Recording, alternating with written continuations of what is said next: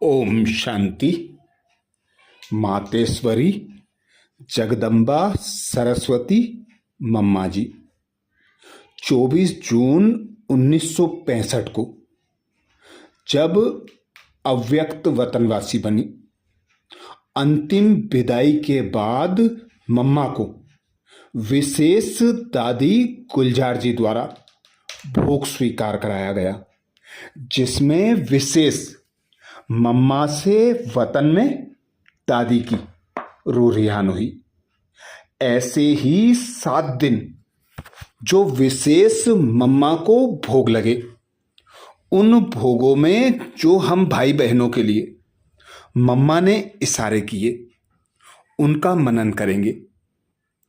साकार वतनवासी मीठी माँ की सूक्ष्म वतनवासी बनने के बाद अव्यक्त वतन में रूह रिहान संदेशी गुलजार दादी द्वारा मधुबन में 7 दिन का भोग का समाचार।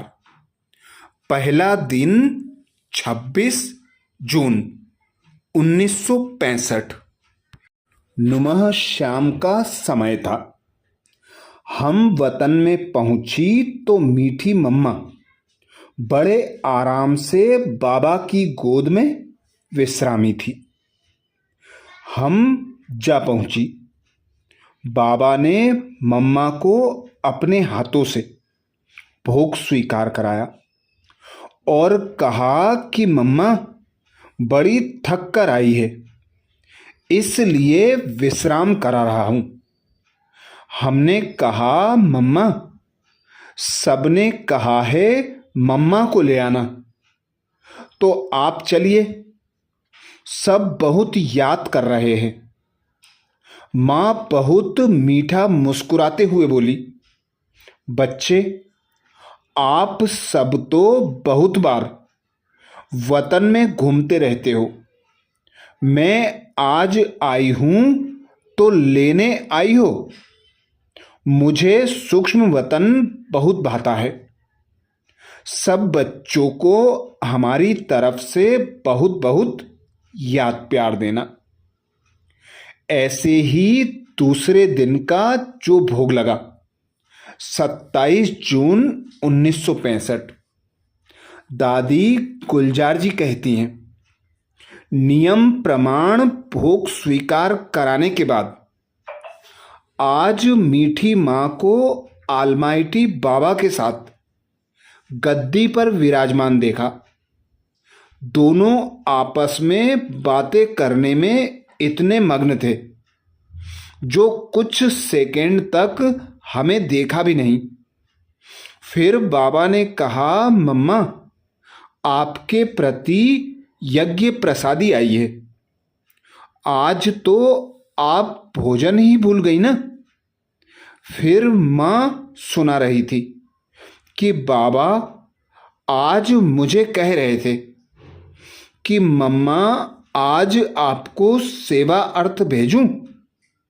मैंने कहा, बाबा अभी तो मैं वतन में ही रहूंगी, जैसे साकार बाबा के साथ रही हूं वैसे आकारी वतन में आपके साथ रहूंगी। फिर मम्मा को सब अनन्य बच्चों की याद दी। बस याद देते ही ऐसे महसूस हुआ जैसे कि मां ने नैनो रूपी दूरबीन में एक एक वत्स की प्रेम संपन्न याद की मूर्त बस रही थी और एक एक से मुलाकात हो रही थी। उस समय मां के नैन बच्चों के स्नेह में गीले हो रहे थे। मां को कहा, मम्मा सबसे मिलने के लिए चलेंगी। मां बोली, जैसे बाबा चलाएंगे वैसे चलूंगी। बाकी बाबा मुझे बहुत बहलाते हैं, वह कल सुनाऊंगी। तीसरे दिन का जो भोग लगा 28 जून 1965 को, दादी कहती, आज मां को बाबा के साथ बगीचे में देखा और साथ में संपूर्ण मम्मा को भी देखा। दूर से ऐसा लग रहा था जैसे मेरी आंखें एक मां के दो रूप तो नहीं देख रही हैं, लेकिन नजदीक जाने से मालूम हुआ कि संपूर्ण मम्मा और साकार मम्मा दोनों थीं। फीचर्स अर्थात लक्षण तो एक ही थे। ट्रांसपेरेंट अर्थात पारदर्शीपन दोनों थी, लेकिन दोनों की फिर भी पहचान हो सकती थी। मुलाकात होने के बाद संपूर्ण मम्मा देखने में नहीं आई। बाबा बोले, मम्मा से पूछो कि आज कहाँ कहाँ सैर किया। मम्मा बोली, आज बाबा मुझे सब सेंटर्स की सैर पर ले गए। वहां देखा कि कई बच्चों को शिव बाबा की याद भले ही थी, लेकिन मां की याद का पल्ला भारी था। कईयों के चेहरे बहुत सन्नाटे में और गंभीर भी देखने में आए।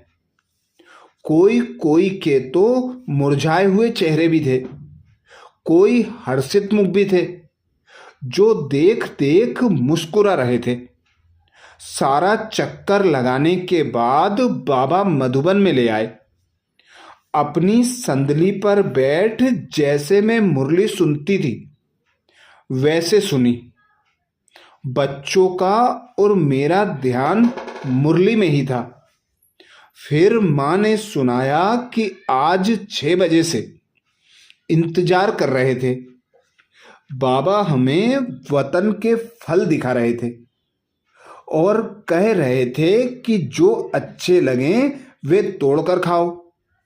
हमने मम्मा से पूछा, मम्मा आप जब साकारी वतन से जा रही थी तो सबसे विदाई भी नहीं ली, क्या आपको मालूम था कि मैं जा रही हूं? मां बोली, कल यह बताऊंगी। मां को मधुबन में आने का निमंत्रण दिया।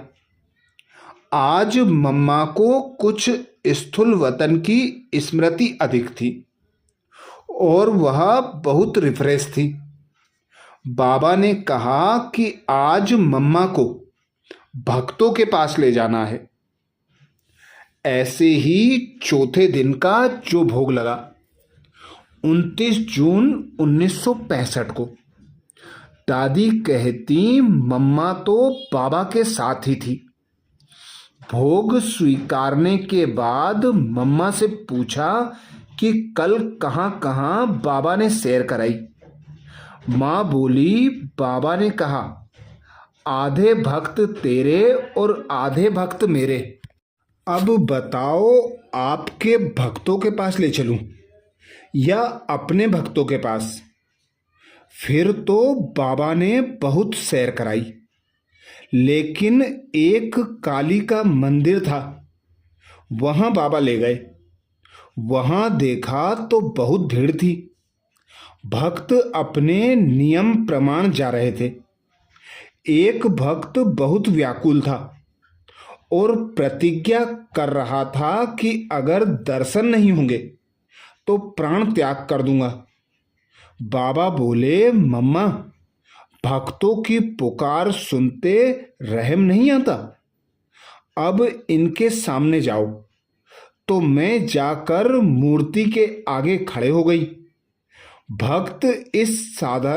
भक्त इस साधारण रूप को देख बेचारा हर्षित भी हो रहा था, तो दुविधा में भी पड़ गया। बाबा ने कहा उसके मस्तक पर हाथ धरो। तो मैं जाए उसके आगे ठहरी, मस्तक पर हाथ रखा।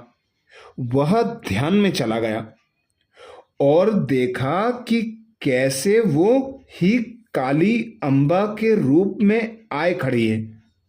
बस चेतन रूप में प्राप्ति देख भक्त तो गदगद हो गया।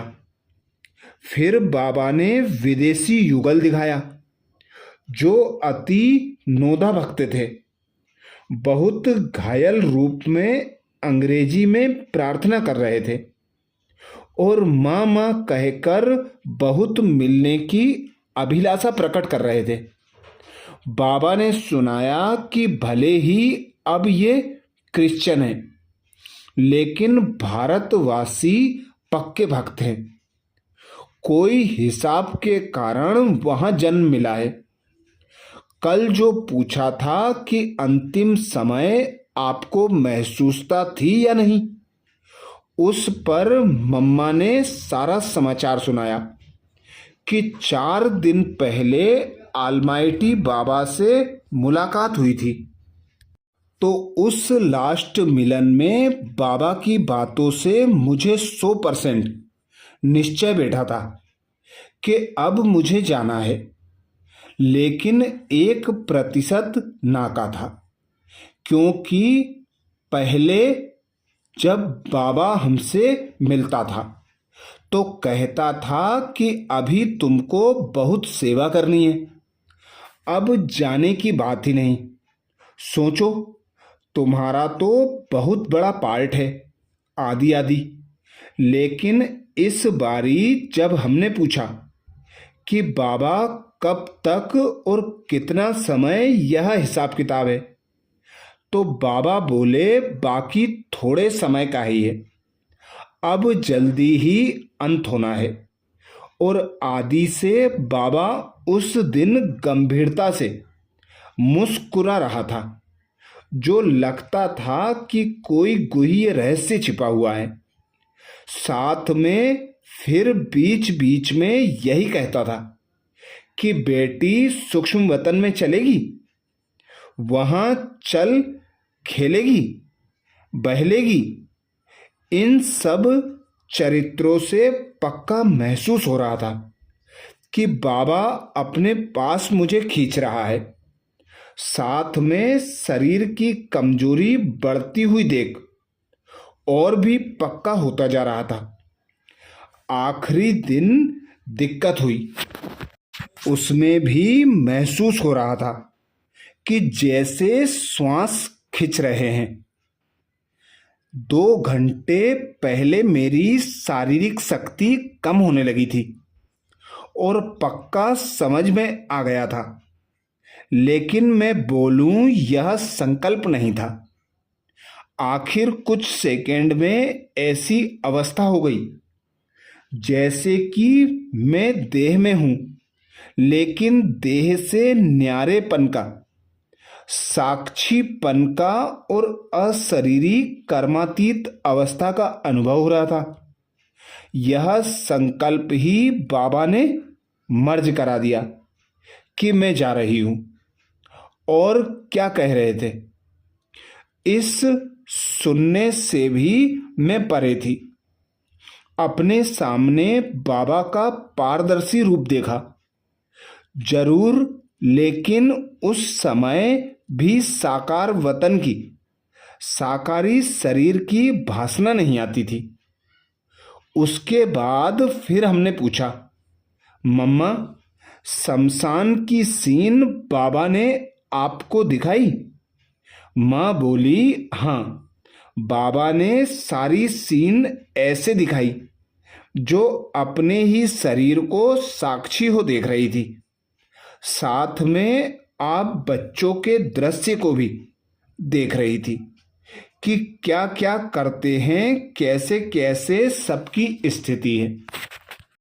अच्छा, 5वें दिन 29 जून 1965, छठा दिन 30 जून 1965 और 7वां दिन 1 जुलाई 1965 का भोग संदेश अगले वीडियो में फिर मनन करेंगे। मम्मा ने हमें इन संदेशों में अनेक शिक्षाएं दी, उन्हें अपने जीवन में धारण करेंगे। तो अगले वीडियो के लिए बाबा के चैनल को सब्सक्राइब करें। बीके भाई बहनों को ये भोग संदेश भेजने की सेवा जरूर करें। अच्छा, ओम शांति।